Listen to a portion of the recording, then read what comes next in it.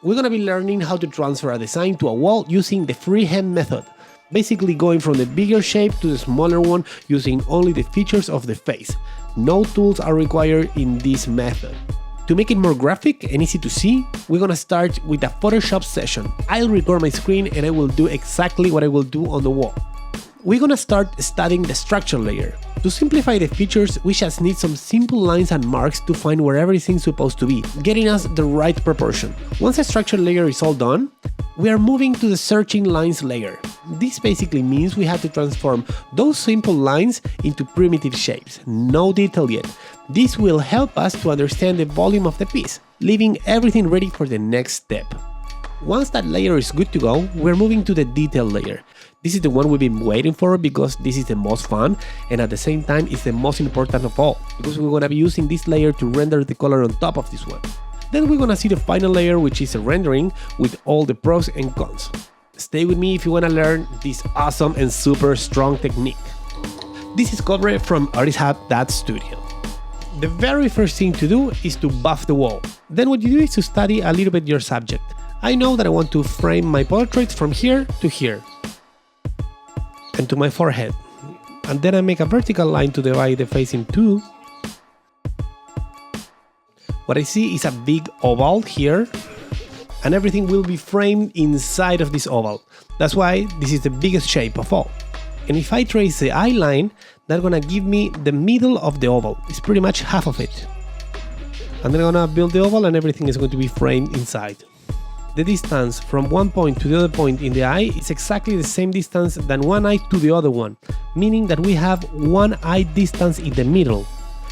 These are thirds, they are the same, and the distance from here to here will give me 1/3 of the eye. So that will give me all the information I need to place the eye on this line. And like that I have the opportunity to create my eye size, and I have a little wiggle room. I will have to find it, but eventually I'm gonna get there. We're gonna give it a little eye shape, just a reminder, this is an eye. Now if we see the structure line from the nose to the chin, if I measure it in the half, and now the half of that half, you know, my quarter, will give me exactly my bottom lip. And then if we take this quarter structure line and we split it in the half, that will give me the middle of the mouth. And we can see that the top lip is a little lower than that half that we traced before. And now to find the commissures of the mouth, we need to trace a vertical line to see where it connects with the eye. And I can see it is about 1/3 or 1/4 of the eye. If we measure this on the eye, it's pretty much 1/4. A lot of these structure lines, we do it on our head. We don't have to draw it on the wall, otherwise you will have like a mess. And like that, from 1/4 of the eye, and we want to find where the lips end. I noticed that if I drop a line from where my eyes start, I'm going to find the shape of the nose. And now if I have to find this circle, I know that if I split this structure line in two, my circle is going to be right under it. And now we create these two circles to show us where the nose is supposed to be. Now if I trace a line here in the mouth, I will see my jaw. If you see, I have one eye distance here, and 1/3 of that eye distance will give me the jawline. And in the other side too, we have one eye distance and 1/3 will drop the line to the previous line that we found before from the mouth. And now the chin is pretty much following those mouth lines, the commissures. For the structure layer, you work everything as squares, all straight lines. Then in the searching layer, you're gonna clean a little bit that and you're gonna make everything curved. But right now, we need straight lines. Now what I need is to find my ears. If I find my lateral structure lines and I divide it in the half, that will give me the bottom part of my ear. So we divide this line in two, and that's where our ear starts.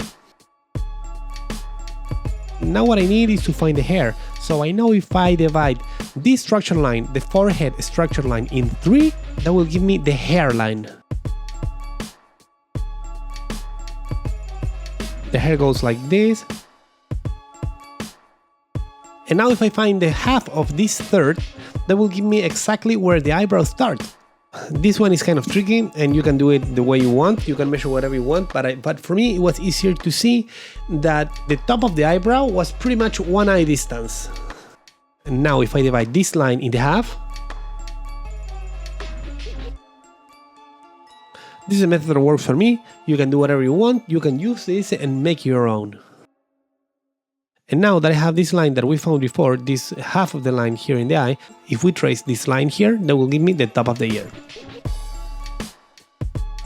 Now if I give it a little bit of shape of hair, that will frame the face and that will help me later for the searching lines. And that's the main structure, that's what we need. We need to do exactly the same thing on the wall. Measuring every little thing on the face, comparing it with different features inside my face, and that will give me a proper dimension. In the wall, I would be using a super light color, like very little contrast with my wall. So in that way I can build the searching layer on top of that using a darker color, and then you wouldn't see that layer anymore. The searching layer means that we have to make some primitive shapes out of those measuring lines that we made before. We don't need any detail right now, we just need to see where everything's supposed to be. This layer is about to clean those marks, and it works in the same way. We're going to be measuring features with other features, like a pupil side, an eye side, and so on. That's all the information we need.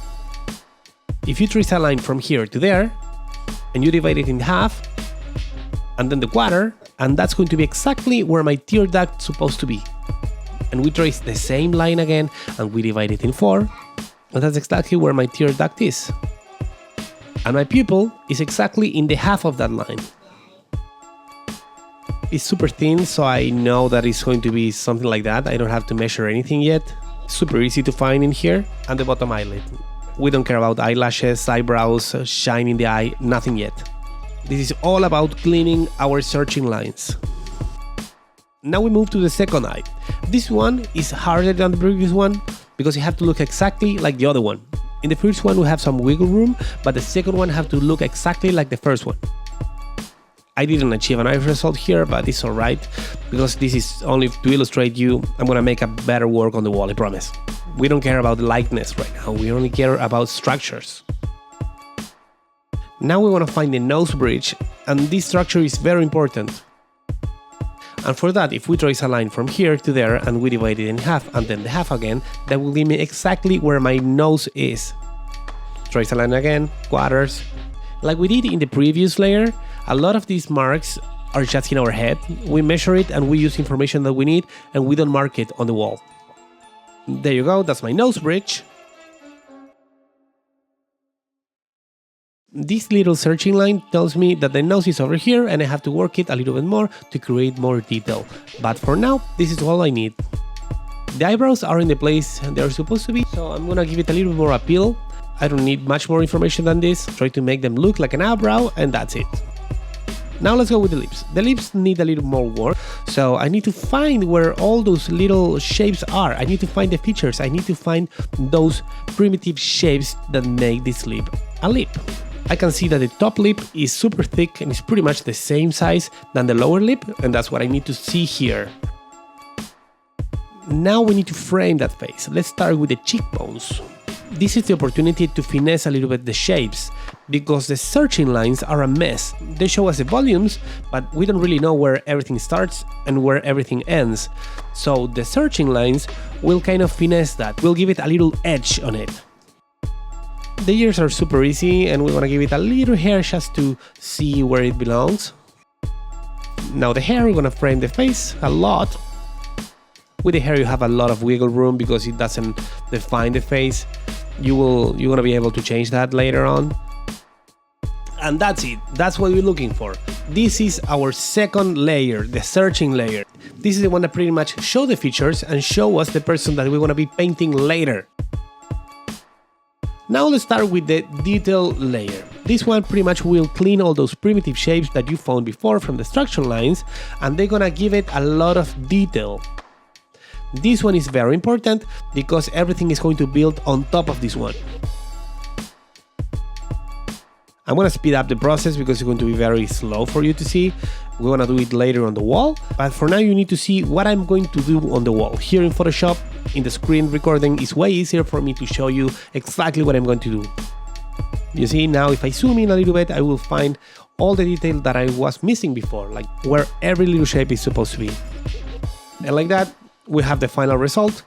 Of course, I know it's not the same person, the likeness is not 100%, but I was using that reference as a reference. I need to see the features, not the person. I don't care who she is because I'm not painting her, I'm painting a portrait. Now let's move to an actual wall. We want to do exactly the same thing, but on the wall right now. First of all, what I have to do is to find the middle of my wall. And I think it would be about here. And the color that I'm going to use is one that is super close to my wall, so it's gonna be easier for me to clean. Doing exactly the same process, dividing the wall in half. This is going to be the top of my head. I find the half of it, make a mark on it, trace the eye line, and I know that it's pretty much twice the height, it's 2 by 1. Say hello to my dogs in here, and make that oval.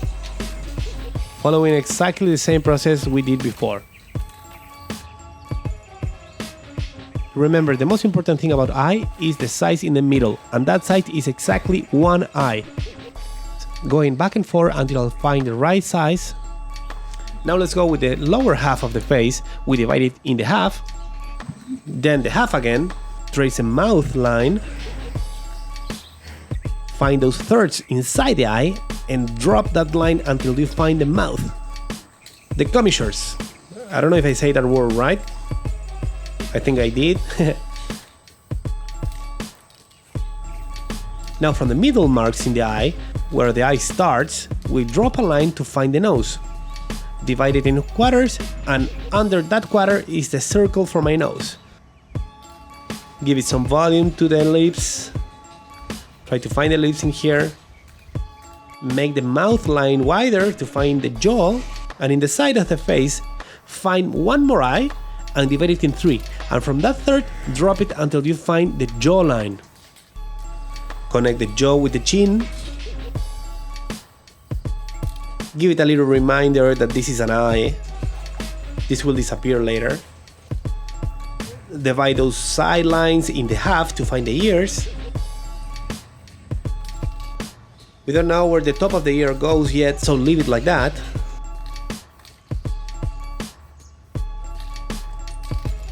Now go to the forehead, divide that one in 3.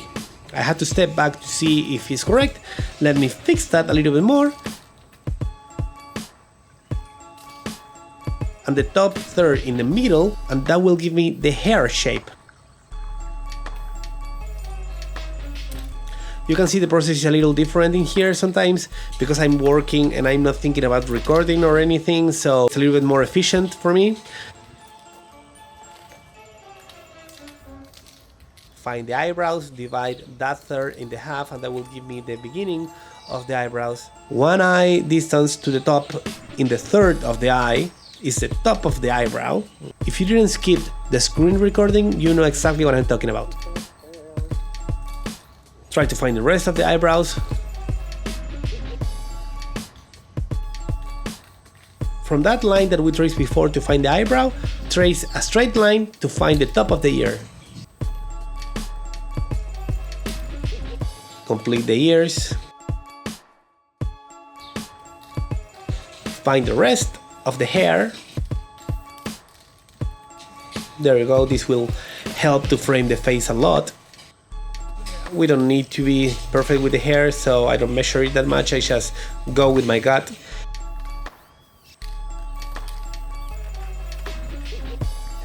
Here we have my painting phone with the sketch, and there it is, the final sketch.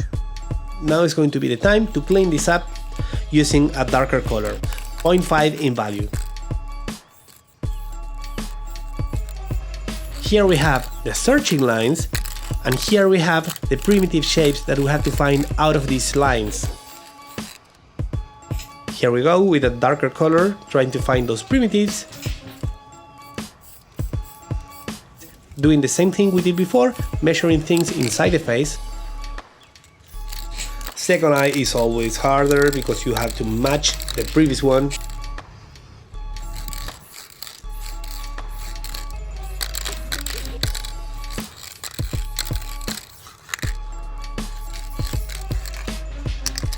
They look pretty good.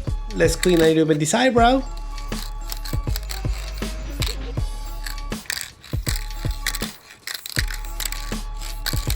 That works for me. Let's go with the nose. Trying to find those primitives out of those marking lines. The nose goes from here to there, and then the lower part of the nose is right here. So when we see it like that, all those lighter colors disappear. You will see only the second layer. I already have those quarters marked in here.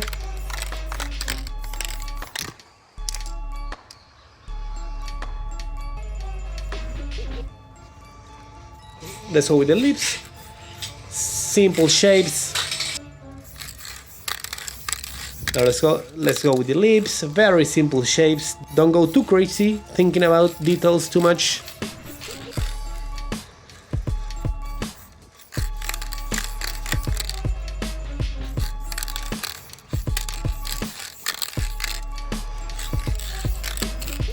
Try to find the ears. These ears are very plain, very simple. A little bit of the hair. And the cheekbones. As you can see, I'm working straight up with my reference photo because that's how you usually would do it. Find the hair. The hair always frame the face. I'm gonna speed up this process because it's going to be very boring for you to watch the whole thing, because you just want to learn, you just want to see the next layer, and I'm going to give you that because I'm a nice guy. Find the ear, find the hair. Pay attention to your reference. Give it a little hint of hair in here. When you draw the first side of everything, the next side will follow. You will have to do the same thing, you have to mirror that. That's exactly what we're looking for, and now you can see what I mean when I say with the first layer you go with a 0.2 in value, with the second layer you go with a 0.5 in value, and then you have to choose what you're gonna be doing with the third layer.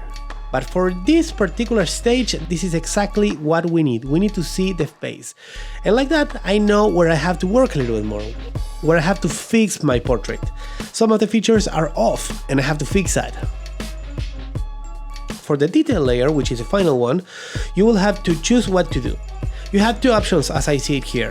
One option would be to water down the second layer with a lighter color.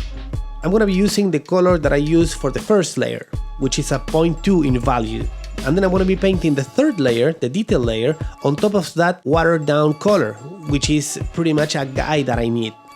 I'm giving a little transparent layer on top of it, just to let me see through the color. I need to see the structure, I don't need to see everything. So like that, that's watered down, I still see those primitive shapes and I can clean on top of it. And this is going to be final. These lines are final. And the other method would be to grab a little bit of that bucket paint, you know, the paint you use for the bath, and water down with 50% water. 50% water, 50% paint. And go crazy painting everything out. Don't worry too much, because when this dries out, you're gonna be able to see those searching lines. And this is your opportunity to really clean the first layer. The only thing we need right now are the searching lines. So you can go crazy painting on top of those straight lines, but leave a little bit of those searching lines.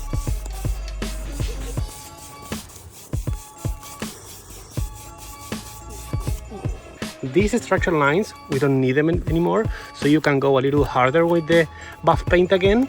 But this darker one that you have over here, try to keep it a little bit. You can cover it, but maybe it's better if you don't go too hard on it, because sometimes if you didn't water down the paint too much, it could fade away and it would be hard for you to find it. And that's exactly what we need to wash everything down. We're gonna be able to see those searching lines, the primitive shapes, to clean them on top with the detail layer, But for now, we need this to dry. And while I wait, I want to be painting a little bit the background, because the color I use for the buff paint is the middle tone of my face. And that buff paint is going to work as a mid layer. We don't need the gray color in the back anymore. I see my structure and my primitives and my searching lines, and I'm gonna be able to clean everything out using detail. You're gonna be working directly with your reference photo, and you have to be super kind, you have to be super slow, you have to take your time in here. This is the most important layer of all.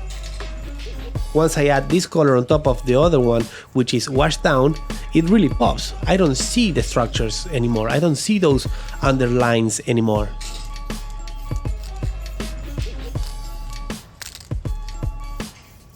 I give it a little bit of shape here, create some shadows and shades.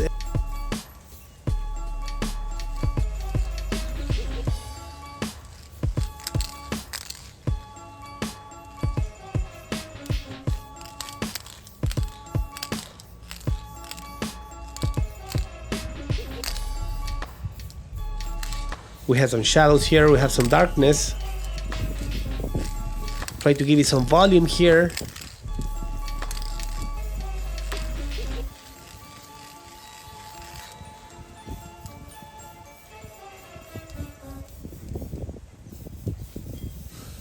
My pupil is going to be like that.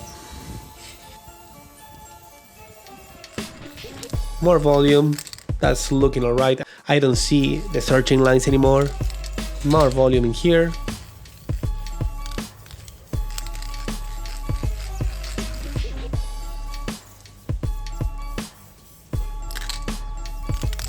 To hit realism, I need to see the eyelashes, and probably I will give it a little gloss in the eye too. And probably those eyelashes are going to be covered with paint when I render it, but I'm gonna find them later because I'm gonna see through the rendering layers.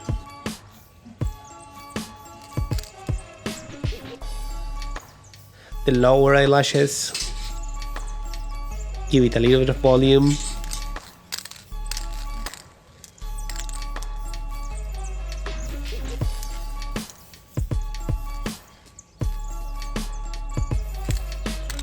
I'm gonna speed up the process because it's going to be way too long for you to see, but I want you to see the whole process. Here we are creating some eyebrows. It's important to take the time to paint them one by one because you're gonna see them later. Give it more volume, find the volume.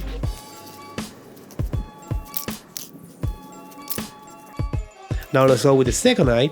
As I said before, second eye is always harder because you have to look exactly like the previous one. Symmetrical things are very, very important. So try to find the shape, give it volume.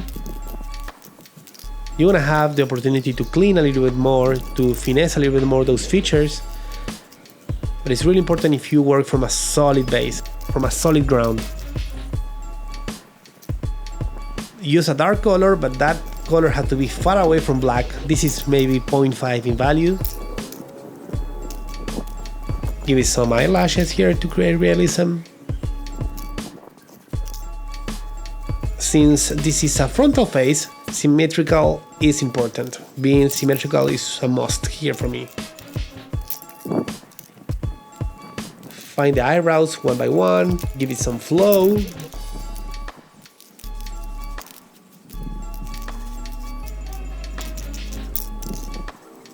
Give it some volume in here.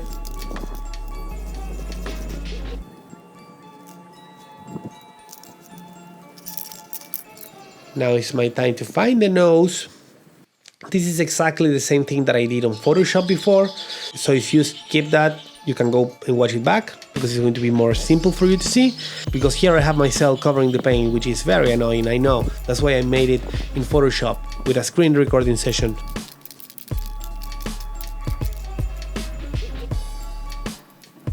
Trying to find the nose. I went too dark with one of the sides of the nose because I was trying to find that symmetrical, which is important, and I'm going to be able to fix that later with the rendering layers. Now is it time for the mouth. Start with the middle, find all those volumes, find all those little shapes that makes a mouth.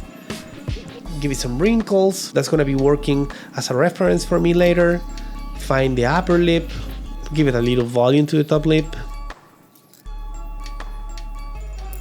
Have to be dark, so you want to make a little contrast with the rest of the face. Find those volumes in here. Try to find that three-dimensionality. Now let's go with the lower lip. It has the same thickness that the top lip. Try to find those volumes, try to find those bones and those features. And like that you see the volume. Remember, this is going to work as a base, as a ground, as a foundation for me to render on top. So the cleaner it is, the easier it's going to be for me to paint my rendering layer. Get that jaw. When I was painting those searching lines, I realized that the jaw was too big. So in my detail layer, I'm making this layer a little thinner. Get a little bit of the cloth since I'm in the floor already. Now let's go with the ears. The ears, they are really very flat, so keep in mind that you have to try to copy everything you see on your reference and use it as a reference. You don't need it to be exactly the same. You need to understand what makes a ear. So imitate that, imitate the features. Hint a little bit the hair in here. Give it a little darkness here. Give it some contrast. It's important for us in this stage. Try to find all these hairs here. When you're painting the hair, the solid part of the hair, go with the flow. You have to go with the flow of the hair, so all those marks are going to be used later.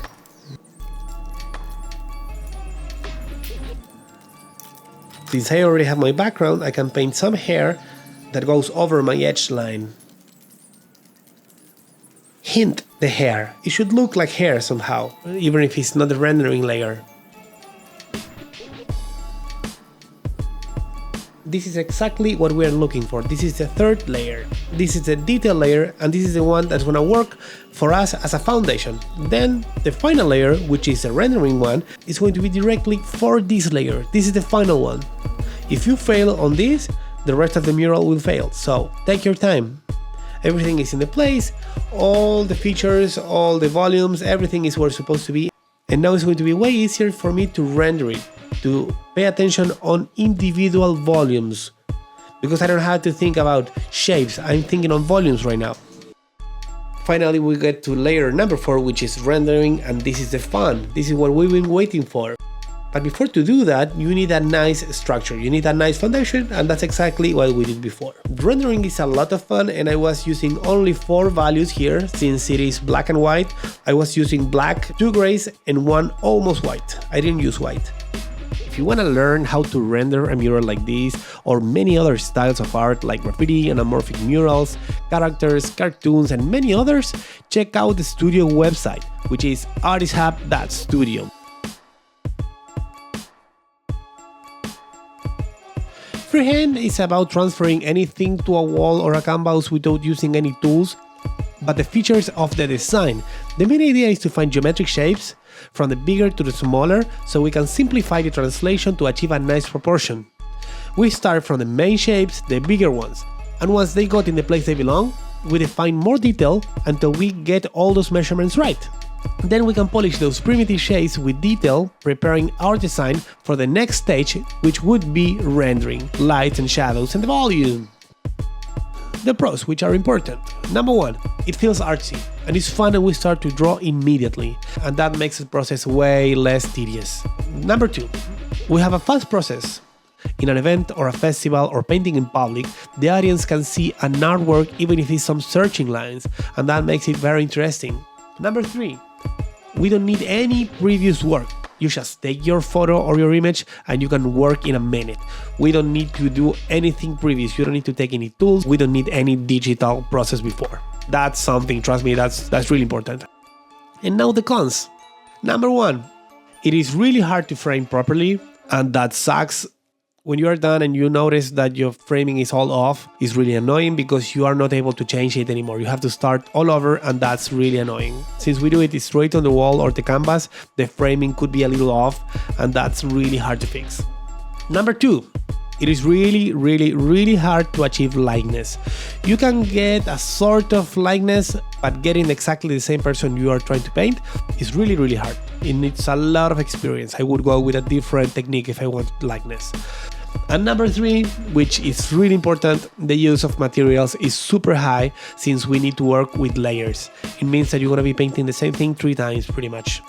Overall, this is a super strong method and I highly recommend for painting with your crew, painting someone that hasn't to be recognized, like I don't need this person to be this person, I just need the features of this person to make a mural. I do it all the time when I have to paint someone. Not this famous person, just someone. I go freehand because I think the result is very loose. It really lacks of structure somehow and it feels very artsy and I really like it. But if I have to paint a famous person, I would go with a traditional grid or a cover grid. I hope you really like this method and you learned something out of this video. There are 5 more very powerful ways to transfer a mural to a wall or a canvas, depending on the problem you have to solve. And be sure to check out the studio website, which is ARTISTHUB.STUDIO, and please like the video and subscribe to the channel, that really helps. See you in the next wall.